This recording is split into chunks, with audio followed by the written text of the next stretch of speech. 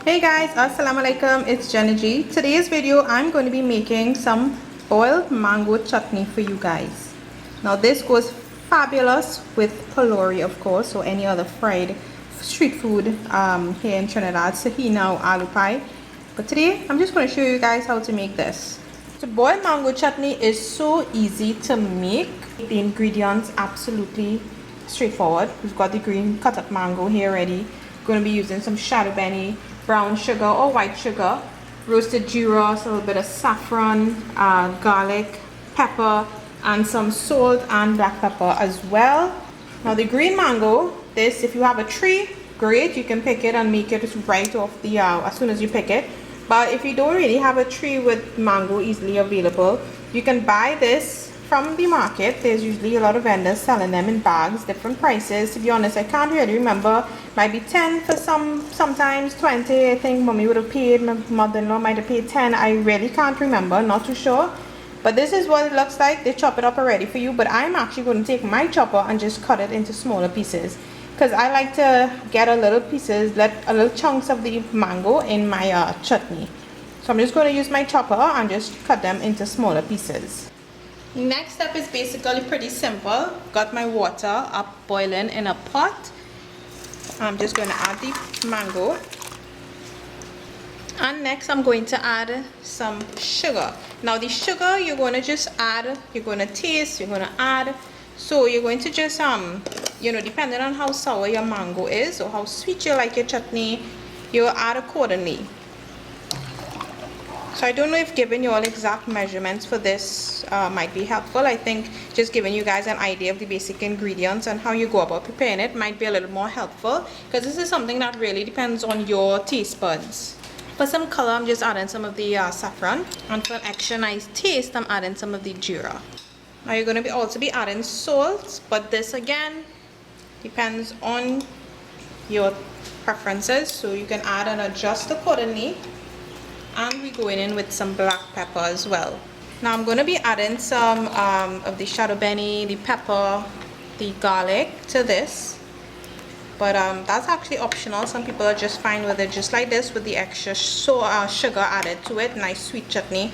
But you know, Chinese, we have to give this extra kick, so we're going to add some shadow benny, but I like to add it coming closer to the end of it. So you're going to let this boil down until the mango is nice and soft. It can take an hour, can take longer, but just keep watching, monitoring the pot, the heat. Make sure there's enough water so nothing sticks or burns. A few moments later. So it's been boiling for a while, and what you can do is just use your spoon and just try to break it up a little more, squish them, smash them, and the skin will separate from it eventually as the more it boils. So at this point I'm going to add this green seasoning, and also you can taste it to see if there's enough salt, if there needs to be more sugar, and you can just adjust accordingly. And just remember, to the green seasoning you can add as much as you like, and you can add as much hot pepper in it as you like as well. Alright guys, so at this point you see a lot of the mango pieces are nice and cooked through, falling apart. So I'm going to remove it from the stove now, and then I'm going to be using my hand blender to just blend up all of these chunks that you're seeing here. Using my hand blender. Now you want to be careful, right, because you still have some chunks of the mango seed in there. And if you want, you could take your time and pick them out, but I just usually chance it. Just take a chance and just pulse with the hand blender. You don't want to get the seeds stuck in there, because it could spoil your blender, so just be careful.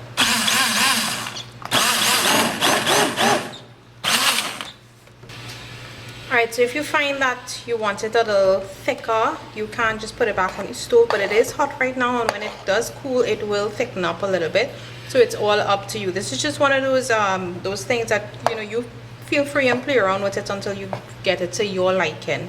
So I'm just going to leave it. When it cools, it's going to thicken up a little bit. You see most of the skin pieces are gone, and we just have the nice seed parts of it that I think are nice.